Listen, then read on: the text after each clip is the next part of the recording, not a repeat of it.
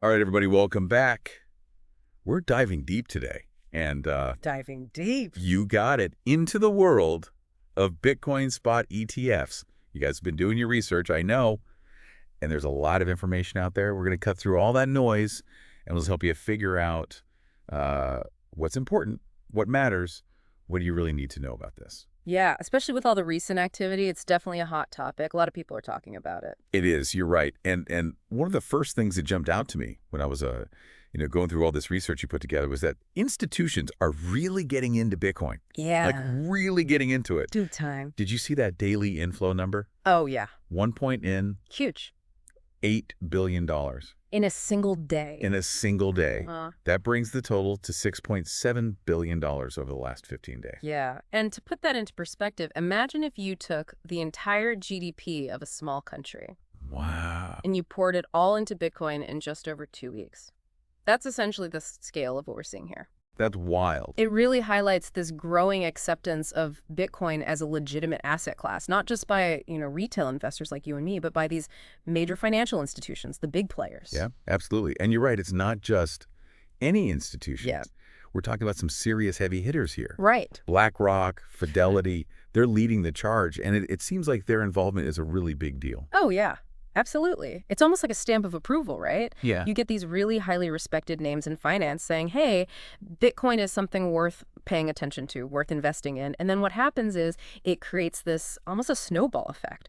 When giants like BlackRock and Fidelity make moves, other institutions, they see that and they start to follow suit. And you can actually see that in the numbers, right? Yeah. BlackRock has their IBIT, which is seeing, I think it was like 375.92 million in a single day. And they're up to 38.41 billion total. And then Fidelity's got their FBTC, which has brought in over 12.84 billion. So, I mean, the evidence is there, right? These institutions are putting their money where their mouth is. Yeah. It's almost like they're setting the trend, Yeah. making it okay for everyone else to jump in and be part of it. Absolutely. It's almost like legitimizing the space. Yeah, totally. Yeah. Now, while all this new money is flowing in, there's also been a shift in another area you were looking into, and that's GBTC. Now we've seen these outflows slow down significantly, down to just like $20.76 million, if I remember correctly. So what's the story there? What's happening? Well, it's possible that the initial, selling pressure that we were seeing from long-term GBTC holders, that's starting to ease up a little bit. And there could be a couple of reasons for that. Maybe they're starting to feel more confident about the future of Bitcoin. Maybe they're just kind of waiting to see how this whole ETF landscape develops. But it's definitely something to watch to see if it reveals anything about the overall market sentiment. Are people feeling bullish? Are they feeling bearish? This could be an early indicator of something bigger. Yeah.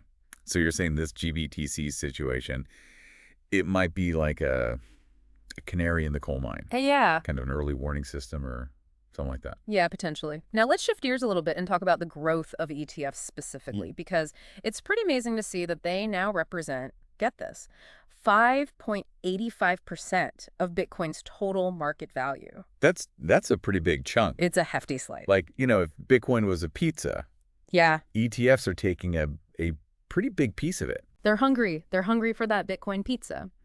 But it really highlights how ETFs are becoming this preferred way for, not just institutions, but individuals to get involved in the Bitcoin market. For sure. And, they offer a level of accessibility, a level of regulatory comfort that's attractive to a wider range of investors. And as, more people become familiar with Bitcoin, ETFs provide this very straightforward way to participate in this, ever-evolving market. Yeah. It's like the bridge between traditional finance, the old school way of investing, and this world of crypto. Absolutely. It's that gateway. And the numbers don't lie. We're seeing consistent weekly inflows into these Bitcoin ETFs. That's right. It's averaging about $1.862 billion a week, which just goes to show that this isn't some flash in the pan. This isn't just a fad. It's like we're seeing a real change in how people are thinking about Bitcoin, going from this kind of like a fringe asset to a mainstream investment. Absolutely. And it's happening fast. Yeah. And with all these trends, the institutional adoption, the ETF growth, it really makes you wonder, what's next? Right. What's next for Bitcoin? What's the future hold? How is it going to continue to reshape the financial landscape as we know it? It's a really exciting time to be following this. It is. It really is. Yeah. All right, so let's recap quickly. We've got major institutions pouring money into Bitcoin, with BlackRock and Fidelity kind of leading the pack. We've got a potential turning point for GBTC. Maybe things are stabilizing there. And we've got, of course, the rise of ETFs as this major player in the Bitcoin world. But what does this all mean for the future of Bitcoin? What happens next? We'll leave you to think about that. Yeah, definitely a lot to ponder. Until next time. See ya.